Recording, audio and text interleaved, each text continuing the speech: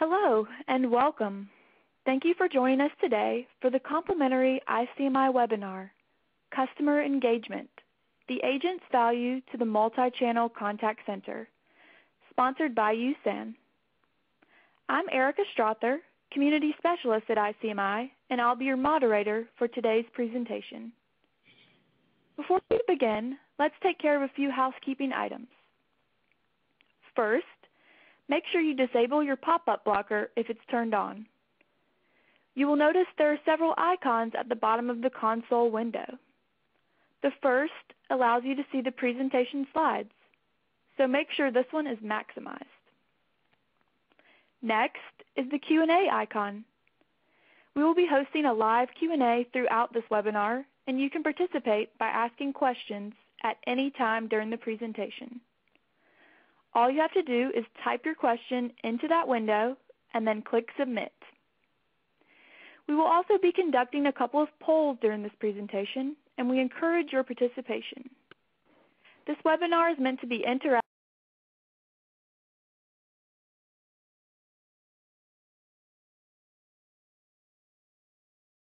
for everyone. On that note, we also encourage you to be social throughout the event.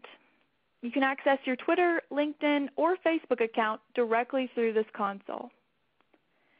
Now, if you experience any technical difficulties during the presentation, you can click the question mark icon on the console to access the event help guide.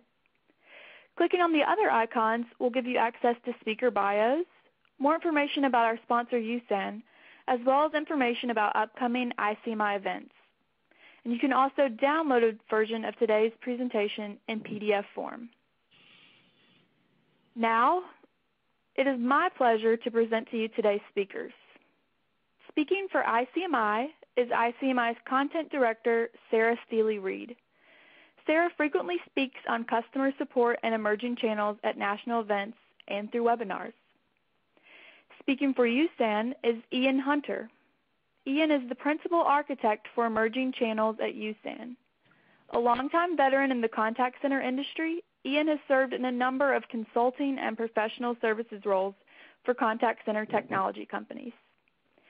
We have a lot of ground to cover today and some really exciting information to share. So at this time, I will now turn things over to Sarah to begin the presentation. Thanks, Erica, and thanks to everyone for joining us today. And as Erica did mention, I want to encourage you to be social and tweet about what you learn here. Our handles and hashtags are up on screen, and we really would love it if you kept the conversations going after today's webinar. Our goals today are going to be pretty simple. In order for all of us to maximize the agent's value to the multi-channel contact center, we need to prepare our agents, and we need to prepare them with emerging channel insight, an understanding of the new connected customer base, the technology they need to do their jobs, and the knowledge of how the adoption of emerging channels will change the contact center. We'll also be giving you some insight into our most recent research. How can emerging channels be leveraged to improve the customer experience? We launched the survey earlier this year with USAN, and the complete report and white paper will soon be out. In March of this year, another survey came out from LiveOps and Harris Interactive that reinforced several things that we know to be true. The first is that most brands fail to provide consistent service across the multiple channels. 89% of consumers surveyed believe that they should be able to communicate with companies by any channel and still receive the same quality and efficiency of response. Furthermore, 61% of social media users feel that brands are not effectively communicating with them through channels like Twitter and Facebook. Ventana research also echoes what we know to be true. The contact center has the highest and most frequent customer touch. In their relationship maturity benchmark report, they found that the contact center interacts with customers 77% of the time. The contact center and their agents have an awful lot of influence. LiveOps also acknowledged that social customer service influences all other channels. 85% of consumers feel that how a brand handles issues on their website or on social channels like Facebook or Twitter is a good indicator of that company's ability to deliver customer satisfaction and quality of support. And customers really value live agent service, regardless of the channel. 90% of customers appreciate the ability to communicate with a live person when they need to. Customers are getting more informed and channel flexible, and our agents need to as well. It's almost like we need to start creating super agents. And we know that happy customers spend more money, both directly and through their influence on others. And finally, the most important thing to this discussion, happy agents make happy customers. 92% of consumers report that a customer service agent's perceived happiness has a direct impact on their customer experience with a company. So, if agent happiness impacts a customer experience, then an agent's experience naturally impacts a customer's happiness. But it doesn't stop there. An agent's experience impacts an agent's happiness, which then influences the customer experience, which likewise affects the customer's lifetime value to an organization. But this conversation is about customers' engagement. Where does engagement fit into this equation? Well, before we answer that, let me ask you a question. How actively engaged do you consider your customers to be with your company? So we'll give you a couple minutes, or a couple seconds, I should say, to go ahead and just click on how actively engaged do you consider your customers to be with your company.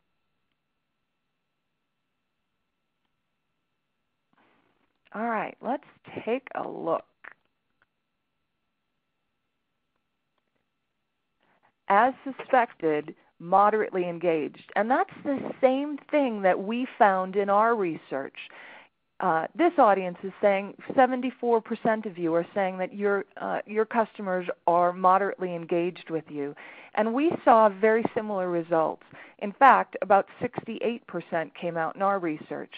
And this is where engagement is found. And as we know, engagement matters. When we surveyed our greater audience, they said moderate engagement, and that's good, but this should be better, and it can be better.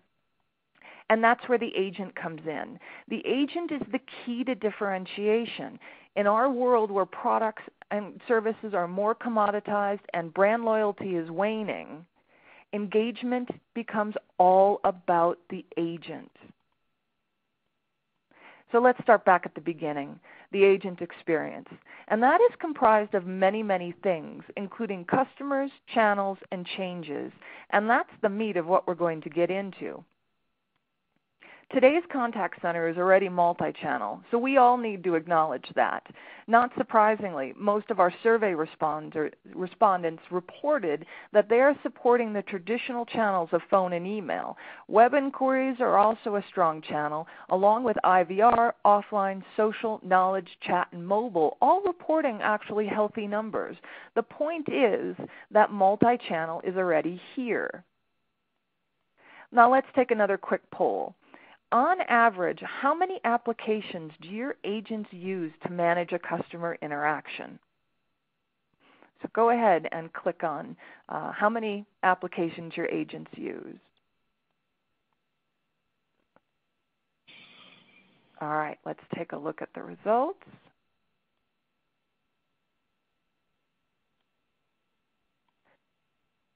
63% of you are saying that your agents are using between 2 and 4. Even more staggering, take a look between 5 and 9. That's almost 24% of your agents are using up to 9 different screens and windows. And almost 9% of you are claiming it's between 10 and 15. Well, you're not alone, because when we ask the same question to our greater audience, and we asked them, do your contact center agents use one unified desktop platform to handle all customer service channels? The answer was a resounding no. 59% are toggling between multiple applications, while only 33% have a unified desktop system. We also asked how many applications do your agents use to manage all of them, and on average, just like all of you, the answer was 5. And our research and that of others clearly shows that customers now have higher expectations and are less forgiving of negative experiences. And as we'll talk about in a little while, not having that unified desktop system is absolutely creating a negative experience for both the agents and the customers. So let's start again back at that beginning and look at how we can prepare agents so that their experience makes them feel less like this and a lot more like this.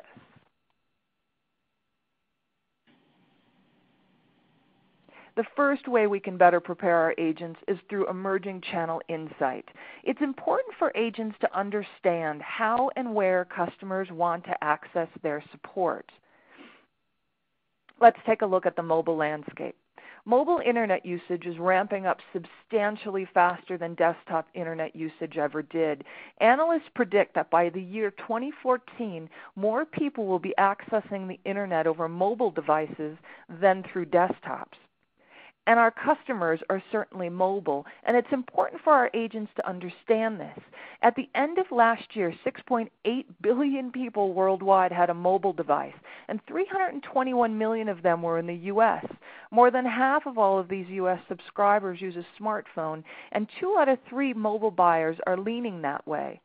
There's a very high percentage of the time that when someone contacts you, they're coming in through a mobile device.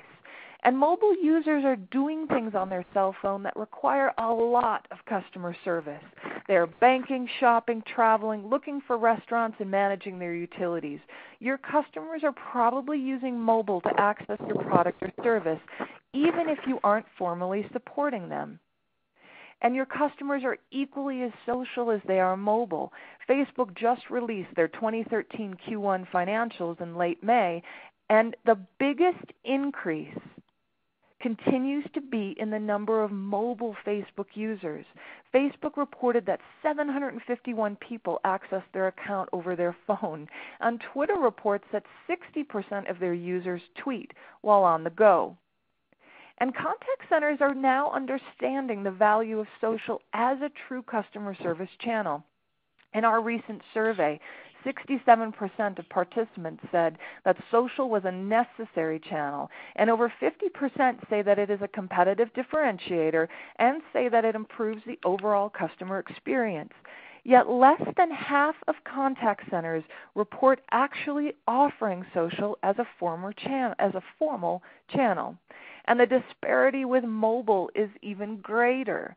The majority consider it to be necessary, say it's a competitive differentiator, and that it improves the overall customer experience. 42% of you worry that you will lose customers without a mobile customer service offering, yet only 40% currently support it as a customer service channel. It is disparities like this that are confusing our customers and our agents. The second way we can arm agents is through knowledge about their new connected customer. They will be able to support the customer better if they know a little bit more about those customer expectations and preferences. Due to the instant access to information, the connected customer is considered to be incredibly informed. They are also thought of as less accepting of impersonal service than the traditional channel customer. This can lead to higher customer expectations, which was evidenced in the 44% of respondents that felt connected customers did in fact expect a higher level of service than their counterparts. Other demands include faster response times, more customization, personalized service, immediacy of information, connectivity to an agent when needed, and a single sign-on to all channels. These are a lot of expectations that are now being handed down to our agents. And the connected customer wants better customer service agents. A recent study showed that the most requested improvement from customers was about human service. This was followed, not so surprisingly, by more channel choices. When ICMI asked the question, if you are not offered the customer service channel you prefer but still receive good service, how satisfied are you as a customer? 54% that they said they were somewhat satisfied. While this is a good number, it's important to also realize that 93% said they'd be more satisfied if they received good service through the channel of their choice. And most importantly to note, almost half of people say that if a competitor offered them their channel choice with service as good or equal to yours, that they would move to that competitor. Customers can and are very fickle. And we know for certain that mobile is changing customer service in lots of ways. And mobile users like it that way. They want to stay on the glass. In fact, most of them would prefer to come through your mobile app or smartphone app than use those traditional channels of customer service. But that means we actually have to offer that to them. And the contact center knows that the customer is expecting these mobile options. 61% of you report that your customers are somewhat frustrated when they're moved off of a mobile app and onto another channel. Now think about what that does to the agent. This puts the agent at a disadvantage because the customer is already disgruntled about the experience before the agent has even talked to them. And an organization's lack of social media support does the same thing. It's impossible to ignore that customers are tweeting about companies, brands, and your products. And when half of those customers get ignored on social and have to contact support through a different channel, that again is putting our agents at a disadvantage from the start. And let's not forget that the connected customer is more self-sufficient and probably smarter than ever before. They now have access to online research, customer forums, and reviews at their fingertips. Therefore, it's important to arm both customers and agents with the right information. That's why 59% of contact centers say they will probably lose customers if they don't start offering advanced self-service tools. The static FAQs that were once feasible are no longer enough. Customers want to be able to help themselves and then escalate to a live agent when necessary. Again, we say all this about the connected customer so that you can now advise your agents about customer expectations, preferences, and behaviors. We know your contact center is probably already multi-channel. We know that there are very few unified desktop systems out there. We know agents are dealing with newly connected and less loyal customers. So how do we help agents engage better with their customers? By taking a look at what's in the toolbox. As we already saw, chances are great that you're giving agents a lot of things, a lot of systems, and a lot of information. But is that really what they need? Is that really enough? Remember, it's all about the agent experience. And agents today, even super agents, are not having the best experience. And this is directly impacting agent happiness. Aberdeen says that 26% of an agent's time is spent looking for relevant data across different systems, and our own survey supported that data as well. Agents use an average of 5 screens for each customer interaction. Think about all that wasted time that they could be using to help customers. It's also frustrating for an agent to have to navigate through all these different systems for Facebook, Twitter, phone calls, email, and chat. The major pain points for agents are having to navigate multiple windows, not having easy access to customer information, having to do lots of double work, retyping and cutting and pasting from one system to another, and they feel they often have an inability to hit their performance metrics due to some of these system barriers. Agents also reported that their desktop problems affect the customer experience and often cause customers to trust them less. Customers don't feel that the agents have the capability to help them because of the challenges they're experiencing with their desktop systems. So what's the answer? How do we get our agents out of this mess of multiple systems and platforms? And is it even worth trying? Well, according to Ventana Research and many others, the answer is absolutely yes. And it's done best by simplifying tools and unifying the agent desktop. Ventana discovered that a unified desktop not only makes customer interactions easier for agents, but that it also increases collaboration, reduces handle times, improves process adoption, and increases agent quality scores. That's an awful lot of wins.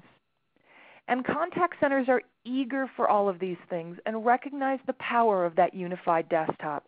When we asked, what are the primary reasons you implemented a unified agent desktop system, the top answers were to improve first contact resolution, speed response rates to customers, improve customer satisfaction, increase customer loyalty, and improve the overall agent experience. There we are, back to that experience again. It keeps coming back to this, to agent happiness and their impact on customer experience. And agents tell us that one way of increasing that happiness is truly through that unified desktop. The final way of bettering the agent experience is to make sure that you prepare your agents for change. As your customers adopt emerging channels and you begin to implement all these new practices, processes, and technology, change is inevitably going to come to your contact center. The impact of emerging channels is already being felt within your center. When ICMI asked the community, how has the customer adoption of mobile, social, SMS, or advanced self-service changed your contact center, you acknowledge that the changes have already begun. Many of you have already needed to implement new channels. You've said you're now training your agents differently than ever before, and in many cases, you've had to hire an entirely different type of agent. But this change is good. The new channels are also giving agents new opportunities, and the emerging channels are improving agent morale and happiness. And through everything we've discussed today, we can keep the momentum of agent happiness going. And if I leave you with anything today, I encourage you to look at how the emerging channels are changing the way agents are perceived and utilized by your customers. Let's just take a quick look at the social channel as an example. Many contact centers are saying that social is driving higher complexity to the agent and that the traditional channels are being used more and more for escalations, challenging issues, and follow-up conversations. The emerging channels are helping to bring higher value and more happiness to the role of our most valuable resource, the agent. We all know this. Agent happiness impacts the customer experience. And 81% of the community says that satisfied agents make satisfied customers. And you are proving that through the correlation of employee engagement and CSAT surveys. Yet we know all this. We see it, we understand it, yet we still aren't providing agents with the communication, tools, and knowledge to prepare and empower. Before I turn this over to Ian from USAN, let's review one more time what we know to be true.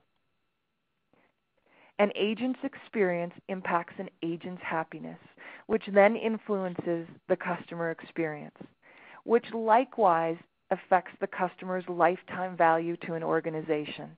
So now, I want to turn things over to Ian, and he's going to keep this conversation going.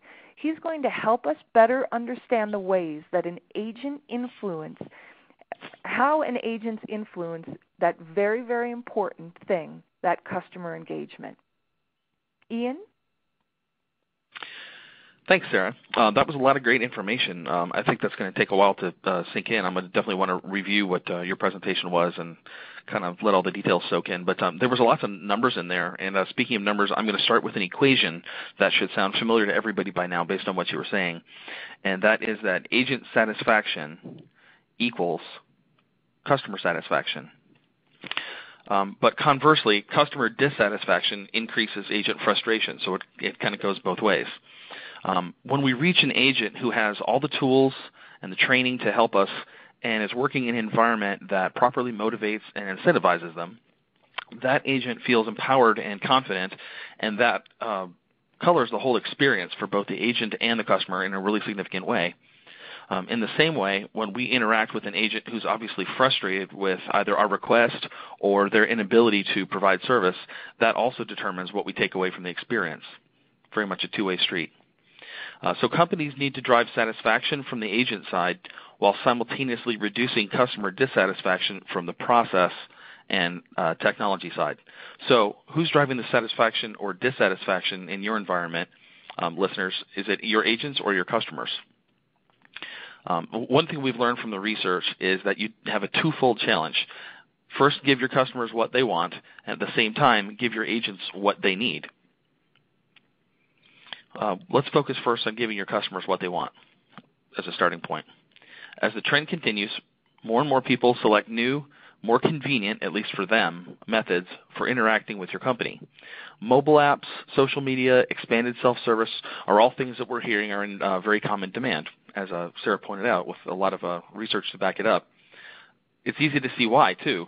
In many cases, it's easier and more convenient to use banking applications on our phones or ask questions or make complaints via social media or other channels.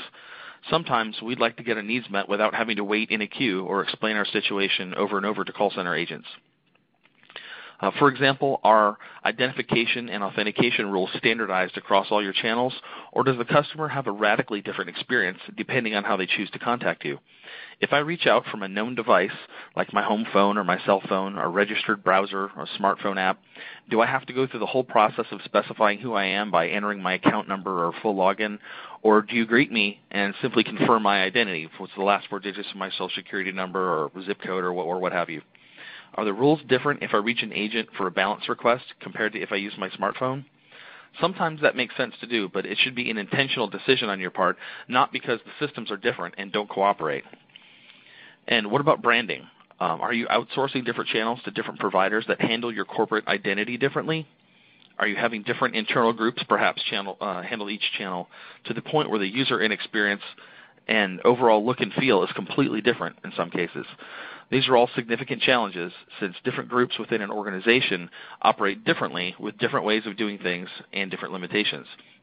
Keeping everyone on the same page requires a skill of a master conductor. Let's talk a bit about how companies typically branch out into new channels. In many cases, it's the result of some crisis.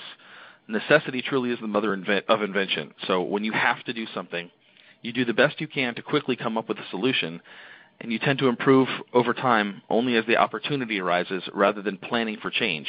You're in a reactive mode. Since customers are selecting the channel, you don't have much choice about what channels to have a presence in. You either meet them where they are and they talk to you, or they meet where you can't go and they talk about you. It's hard to move quickly to meet customers in new channels when the channels operate so differently from one another. Possibly one of the larger differences in channels is that some lend themselves to synchronous or real-time communications where there's a rapid back and forth, like in the case of handling a support ticket, versus a more batch-type communication where the customer says something and you respond by going off and doing something or researching something and then later respond with a definitive answer like order status, potentially a balance inquiry in a complicated account, or something of that nature. Synchronous communications tend to be harder to implement and more expensive per transaction, and we'll talk about minimizing those types of interactions in more detail a little bit later. So ask yourself this: are you avoiding adding additional channels out of lack of knowledge of how to implement them? Are you in the middle of reacting to an identified need, perhaps, and in the process of throwing something together out of necessity, hoping that you'll be able to improve it over time? Or are you going to research best practices, put a plan together, and work methodically? The challenges of meeting your customers' demands for additional communication channels and self-service capabilities are not trivial. You should move carefully but decisively, leveraging existing systems but not being boxed in by limitations of them, and that's not simple. We at USAN would love to hear about your particular needs and situation and share our expertise to help provide a solution. So we've talked about how dissatisfied customers make for dissatisfied agents. Now let's spend a little time looking at the other side of the equation. Happy agents make for happy customers. You need to provide your agents with all the things they need to succeed, from training to the right environment and, of course, the right technology. But it's clear from the research that companies do not typically have all the things in place that their agents need. So what can you do to provide your agents with what they need so they in turn can provide a satisfying experience to your customers? Excuse me. Our position is that to best serve customers, regardless of the type of business you're in, you need to anticipate unspoken needs and respond to stated needs. Having processes and systems in place to make this happen enables your agents. So let's look at that in a little more detail. Anticipating unspoken needs may sound completely impossible, but consider this. If your agents had access to all the data related to a particular customer, from demographics to order history, payment information, preferences, what percentage of calls do you think you could correctly guess what they're calling for? For instance, if a customer is calling the day a payment is due and there's been no other activity on the account for several months, what might they be calling about? They're probably calling to make a payment. If they're calling a day after an order was supposed to ship, but it didn't, why might they be calling? Perhaps order status. If they're calling the day before an appointment, what might they be calling about? Probably to confirm or cancel the appointment, of course.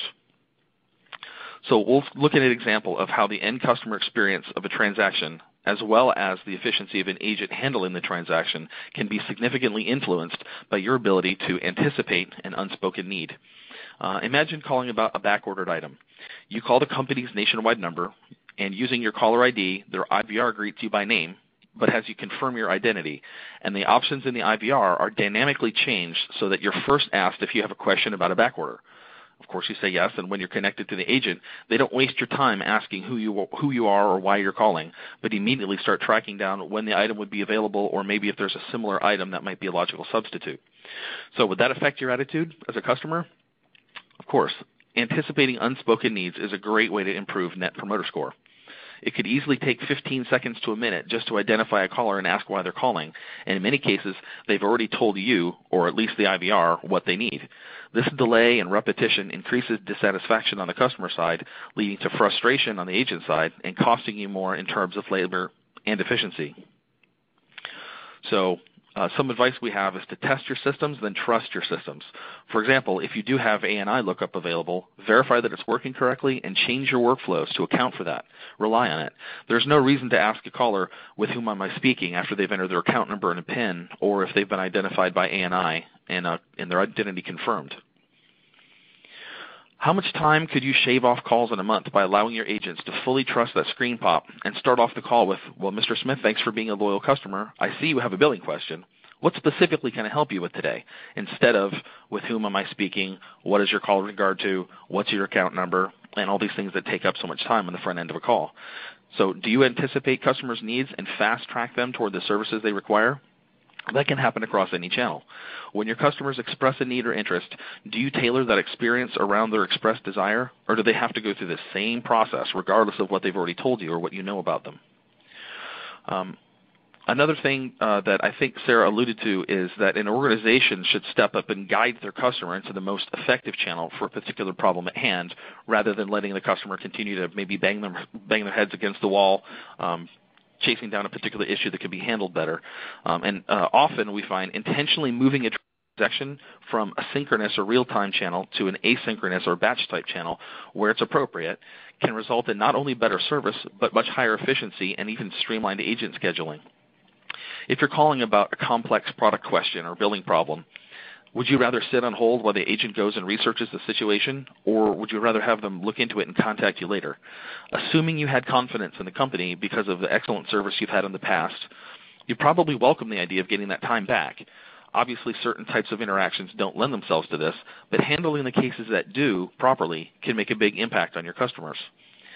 Allowing your agents to focus their peak volume time on the more time-sensitive, real-time type of interactions rather than treating each type of contact identically increases their efficiency. Typical drive time peaks, where queues get overloaded, necessitate a strategy to touch every call without coming across as rushed, of course. If the less time-sensitive interactions could be shifted to a more batch mode asynchronous channel, your agents wind up using their time much more efficiently. Imagine how agent scheduling would be impacted if you had a process in place to allow agents to follow up on less time-sensitive contacts during off-peak times. By equipping your agents to move transactions to an asynchronous channel, you could rearrange some of your volume away from those peak times into slower times and smooth out those peaks and valleys that create workforce management challenges. Our workforce management solutions allow for scheduling time for these offline efforts as well.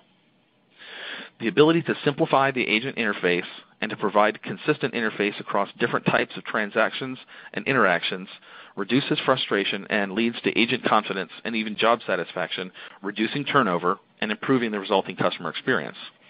So getting a series of complex integrations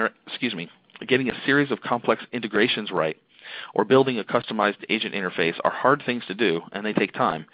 Still, are you providing technology out of a need that you've identified in a crisis, or are you planning ahead?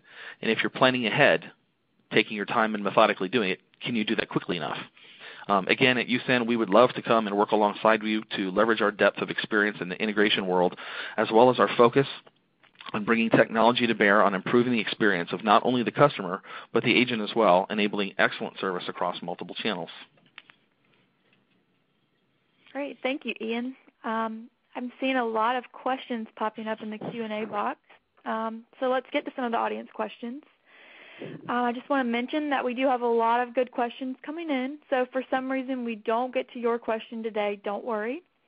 We will make sure that all the questions that we don't have time to answer today are answered offline. And we'll also be writing a follow-up article to post on ICMI.com that will cover a lot of these questions. So first off, Sarah, I'll start with you. We have a question from an audience member, and currently their company is only operating through traditional channels. Okay.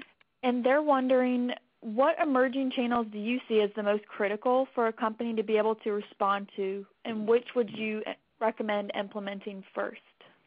Well, that's a great question, and I wish that it was as simple as just saying, go with SMS or go with social or go with mobile. It's not quite that easy, but what we certainly recommend is for you to go out and look at where your customers are. And, if you know for certain that, you have a mobile app and that customers are, consistently having, to move from the mobile app over into a traditional channel, take a look at that. Survey those customers specifically on what their satisfaction rate is. And you may find that, you should go with mobile. Or go out to social. Even if you aren't supporting social, take a look at what people are saying about you. I was recently talking to a very large call center who did not have a social support structure in place. And they went out into Twitter, just did some searches, and discovered 300 pages of tweets about their company, and most of them were negative. And this was a company that didn't even have a Twitter handle. So they very rapidly put a social customer service plan in place, and they are now handling it. So the recommendation is, to just look at where your customers are and make that determination of which channel makes the most sense for them. Ian made the point of, take control. And so control where your customers are coming in from. Great. Thanks, Sarah. I'd like to add something to that if I can. Sorry for interrupting. One of the things that we've seen over time as well, just to keep in mind, is just because customers have expressed a preference for a particular channel doesn't mean that's what they'll really use. So if you're doing polling like she suggested, you may get one set of answers, but if you look at your actual usage patterns, you may find, for instance, nobody says that they really prefer SMS communications, and yet you're getting a lot of usage on that particular channel. So in addition to what they say, just watch what they do as well. That's a great point. Thanks, Ian. Thanks, Sarah. I have another question, and this one I will direct to you, Ian. We have an audience member who says, can knowing the reason that a customer is calling actually save us money? And I know you touched on that earlier, but Could you elaborate? Sure, absolutely. Probably in at least two ways. One I touched on specifically was if you can get your average handle time down. Say, for instance, you have average handle time of maybe 4 minutes for a particular type of call. If you can eliminate all the initial back and forth, who are you? How can I help you? What are you calling for? If you can eliminate that and just reduce it by 20, 30 seconds across a year, that's a significant savings right there. But the soft side of that as well is if I'm calling into someone and I'm greeted in a more efficient way, especially if I'm greeted by name and they say, hey, Ian, thanks for calling. I see you're calling about so-and-so. What can I help you with specifically? It's a much better experience on my side, and as people say, happy customers spend more money. So there's definitely two sides to that. Sure. All right. I have another question for you, Ian. Are companies using the unified desktop simply to manage inbound channels, or can the desktop also manage other pieces of software that are needed to manage client support? Oh, absolutely, more than just inbound channels. Unified desktop can be, well, if you go back to what Sarah was saying about how many different applications an agent's supposed to use, if they, for instance, have to go to a fulfillment system to handle a particular transaction or look up some history in a CRM, a well-designed unified desktop can bring all of that information together in one place for the agent, and depending on how it's designed, if it's designed around a workflow-centric thing, if I start a particular type of transaction, that unified desktop can know what information I'm going to need to complete that transaction and pull it in, as well as managing outbound notifications as well.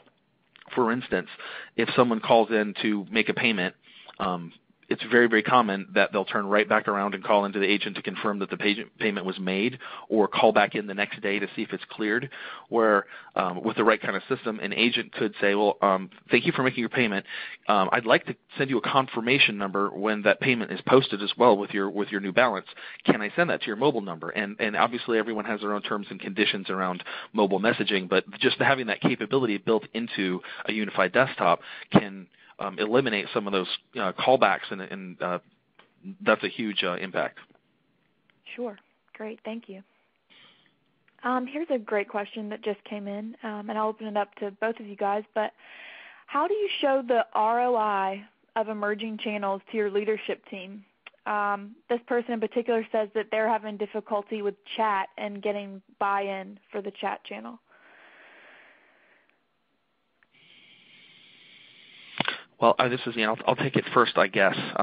That's a hard one. Obviously, the pat answer is you have to measure. So you'd have to see maybe first, resolution time across for a particular ticket across channels. It may be in the past with phone calls, it may take a long time for a caller to get a hold of an agent, and then once that transaction starts, it may go over several different calls.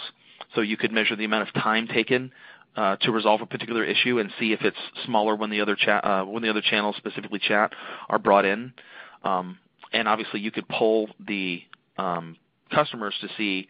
You can go on the soft side as well, saying if customers are happier, are they spending more? Are profits increasing per customer who's got who's been engaging us in multiple channels.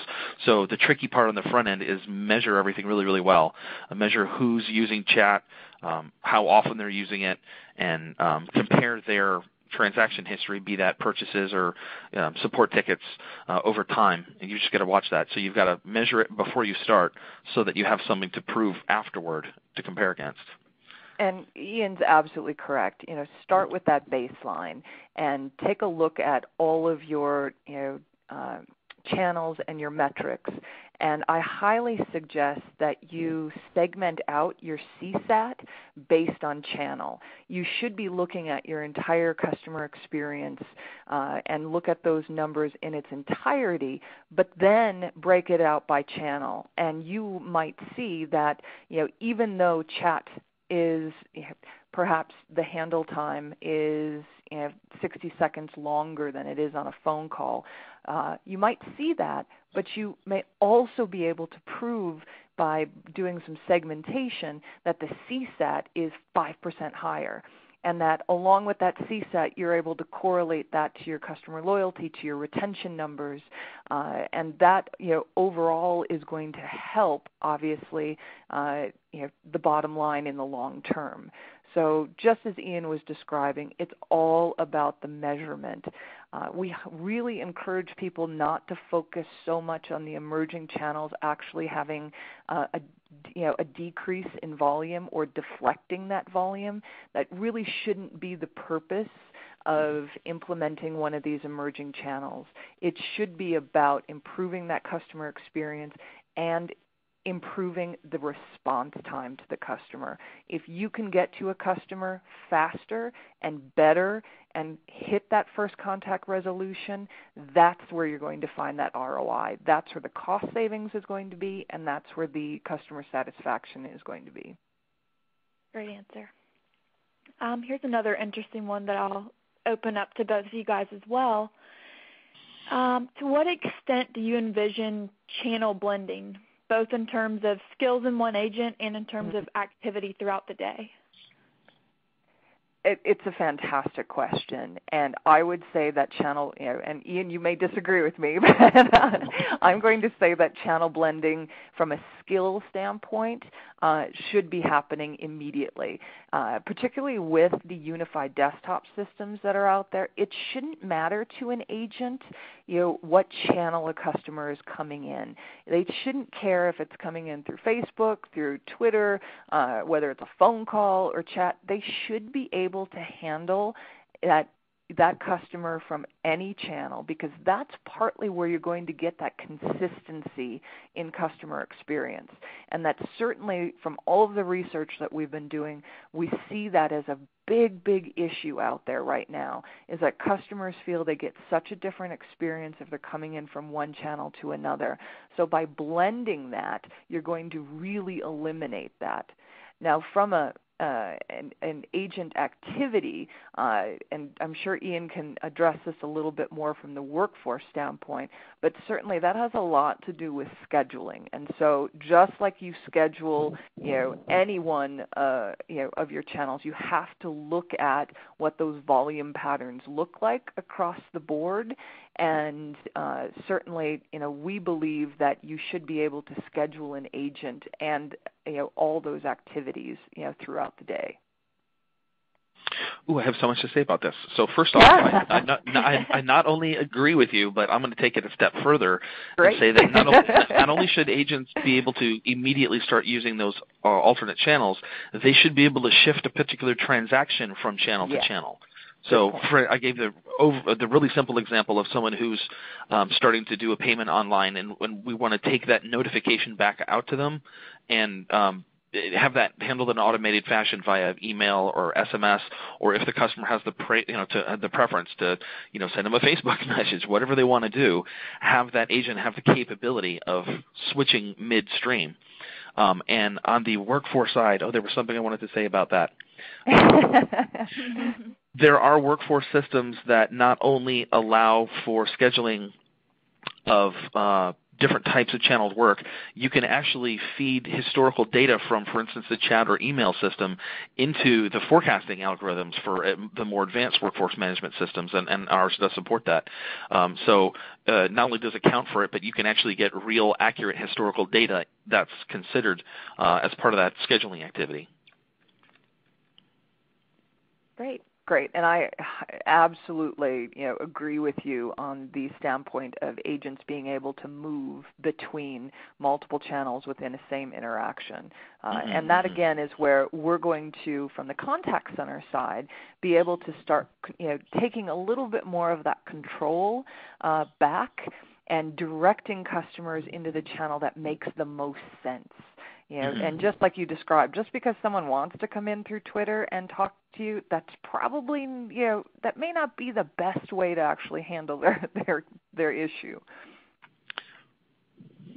Sure. So kind of on that note, Sarah, another really great question. We talked a little bit about the agent just now, but from a customer perspective, how do you best guide a customer into a different channel, maybe one that makes the most sense for why they're calling in, or one that would be more cost effective?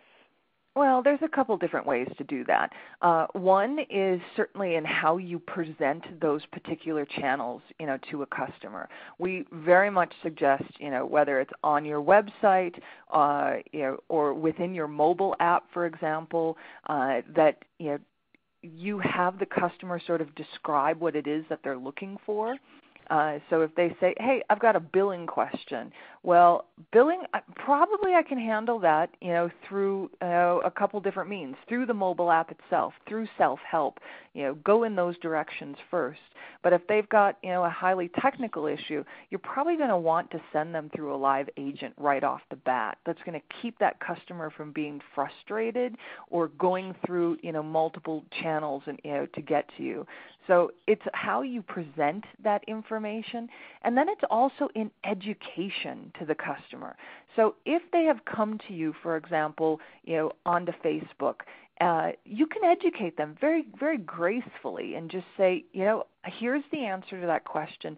Next time, you have a question similar to this, go ahead and check out, our interactive, knowledge base, or why don't you go ahead and chat with us? Those are, some really great ways that not only are you educating that one customer, but you're educating every other customer on which channel to go to who might happen to see that posting. And I'm sure you've got a couple of other, great ideas for, guiding customers into a specific channel. Sure. And again, I agree with everything you just said, but educating the customers that there is another channel that might be of better use is a great point. And something you said touched on one of the things I mentioned in the presentation that I want to make sure that came across clearly, the difference between synchronous and asynchronous communications. So, for instance, if someone has a complex technical issue, you're not going to go back and forth with text messages or Facebook. I mean, it needs to be live, like a chat or voice preferably. But something like they have a technical question that's covered by an FAQ, that's more of an asynchronous type thing. So it's a good strategy to think about. Which type of transaction is this? Is this something where we need constant back and forth interaction where we're going to dig into something a little more deeply, or is this something where they toss out a question or a request and then we or they do some research and finally get an answer? And so there's some guidance toward how you could use different types of channels for different types of things. But I think you touched on a lot of the important things about finding out which channels their preference, which ones do they really use, which might not be the same thing, and just educating them about, this is potentially a better way to do it. Like if you mentioned someone chats with you on Facebook and says a request, you could give them the answer, or you could say, here's the answer in our knowledge base, and paste them a URL back. And now they've sort of led them into using that tool, and next time they'll probably remember it without having to say, don't talk to me on Facebook about this. There's a knowledge base. Just go use it. You don't have, it's how how you definitely in how you phrase it. Yes. and don't forget about being proactive too. If you see something, even on Twitter, on Facebook, go ahead and proactively just guide customers and say, hey, DM me, or go ahead and send me your phone number and I'll give you a call right back on this particular issue. And then Perfect, proactive yes. chat is another fantastic way. If you see customers lingering on your website or even within a mobile app, proactive chat's an awesome way of reaching out to customers. And then we also suggest, through SMS, another great way to proactively, hit customers and guide them and say, I noticed you haven't paid, your cell phone bill.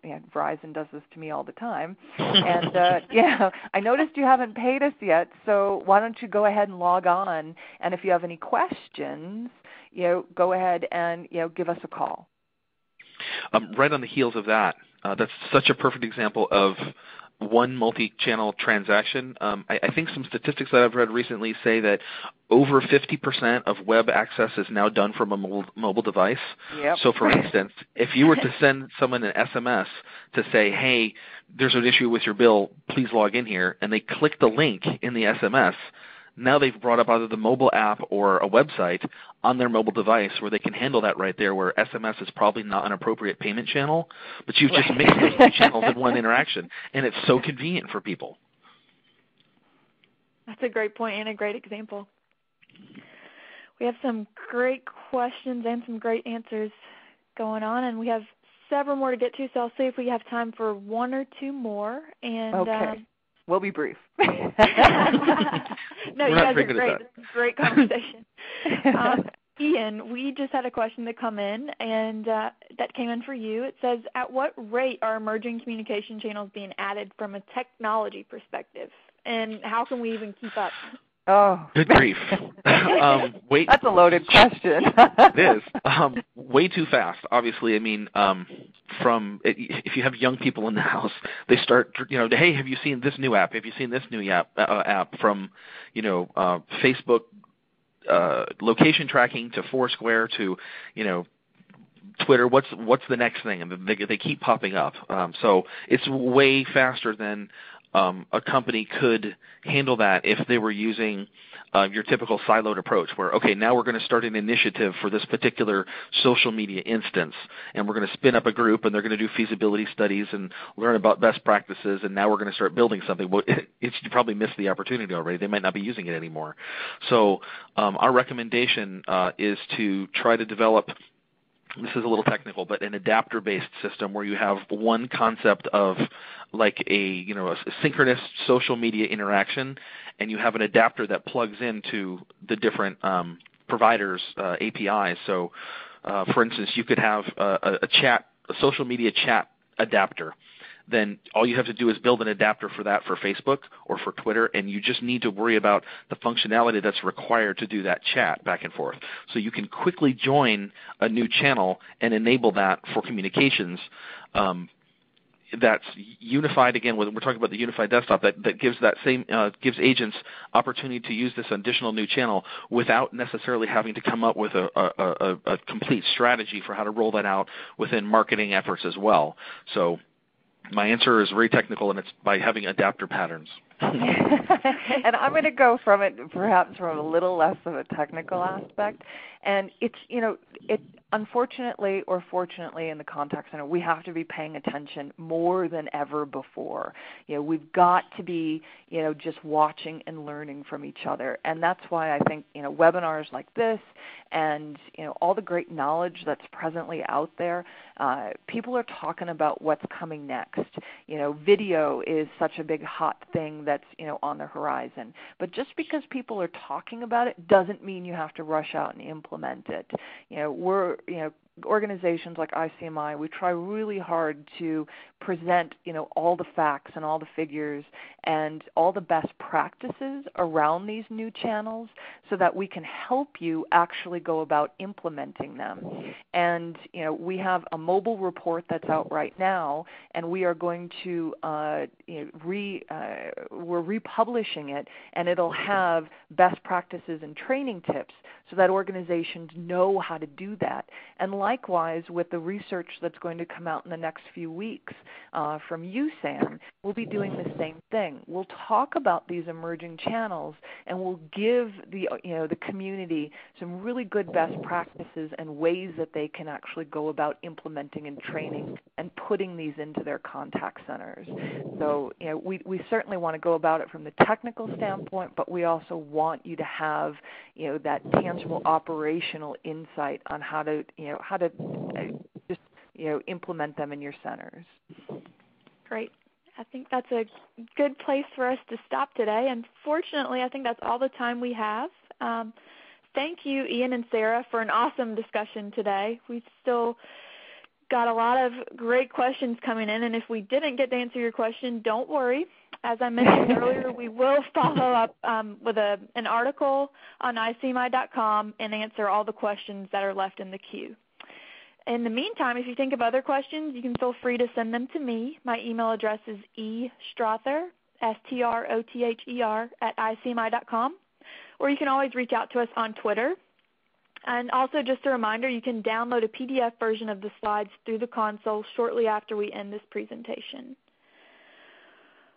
One more note, we really value your opinions, and we would encourage you to take a moment and fill out the feedback form that you see today and share your feedback on today's presentation. I do need to mention that this presentation is copyright 2013 by ICMI. The presentation materials are owned by or copyrighted by ICMI, which is solely responsible for its content, and USAN is responsible for their content and opinions. On behalf of ICMI and our sponsor USAN, thank you so much for attending today.